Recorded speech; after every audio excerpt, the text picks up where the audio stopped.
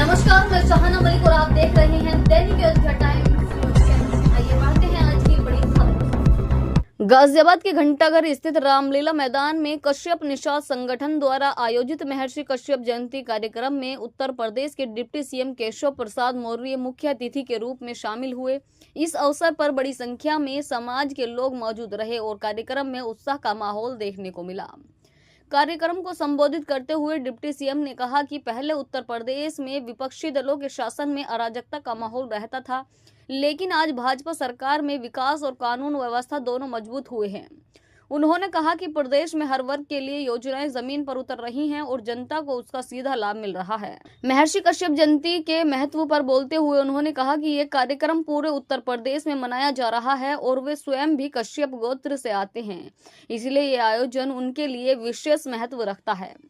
Media से बातचीत के दौरान जब उनसे 2027 विधानसभा चुनाव की तैयारियों को लेकर सवाल किया गया तो उन्होंने मजाकिया अंदाज में कहा कि 2027 ही नहीं बल्कि 2030 तक की बात करें, जिससे साफ है कि पार्टी लंबी रणनीति के साथ आगे बढ़ रही है। वहीं जनसंख्या नियंत्रण कानून को लेकर पूछे गए सवाल पर उन्होंने संकेत दिया कि गुजरात और उत्तराखंड के बाद अब उत्तर प्रदेश में भी इस दिशा में कदम उठाए जा सकते हैं और जल्द ही इस पर फैसला देखने को मिल सकता है। हाउस टैक्स के मुद्दे पर सवाल पूछे जाने पर उन्होंने संक्षिप्त जवाब देते हुए कहा कि देख लेंगे और आगे बढ़ गए।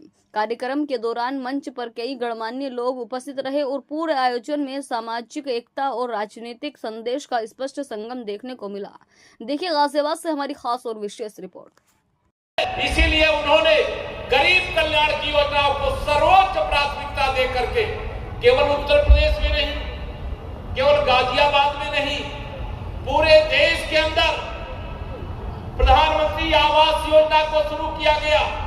जिन गरीबों के घर में आजादी बीत गई, 60 साल 70 साल, बगल में तो बिजली की रोशनी में अमीर आदमी के बच्चे पढ़ते थे, बिजली के पंखे से हवा खाते थे, लेकिन गरीब आदमी के घर में क्या मोदी जी के आने से पहले बिजली लगी थी क्या?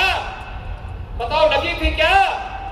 मोदी जी ने गरीबों के लिए सौभाग्य योजना से दरवाजा खोला और उस दरवाजे को खोल करके उन्होंने जिस प्रकार से गरीबों के जीवन को कोई भेदभाव किए बगैर सबका साथ सबका विकास का नारा दिया गया।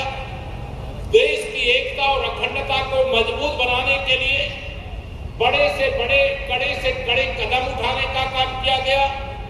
जो भगवान महर्षि कश्यप जी की धरती मानी जाती है, जम्मू कश्मीर, उस जम्मू कश्मीर में धारा 370 की जो हथकड़ी लगी हुई थी, भारत मां के बेड़ियां जो पड़ी हुई थी, उस बेड़ी को आप सबके आशीर्वाद से जब देश में कमल खिला तो जम्मू कश्मीर से 370 का समापन हो गया और भगवान महर्षि कश्यप जी की वह धरती, उनका तो पूरा संसार है, लेकिन उनके नाम से कश्मीर बसा था, इसलिए उस कश्मीर की धरती पर 370 मतलब भगवान महर्षि कश्यप जी की धरती को कोई जैसे बांध करके रखा था। अभी एक हिस्सा और पाकिस्तान के कब्जे में है, जिसे पीओके कहते हैं। मुझे तो पूरा विश्वास है कि आने वाले समय में भारतीय जनता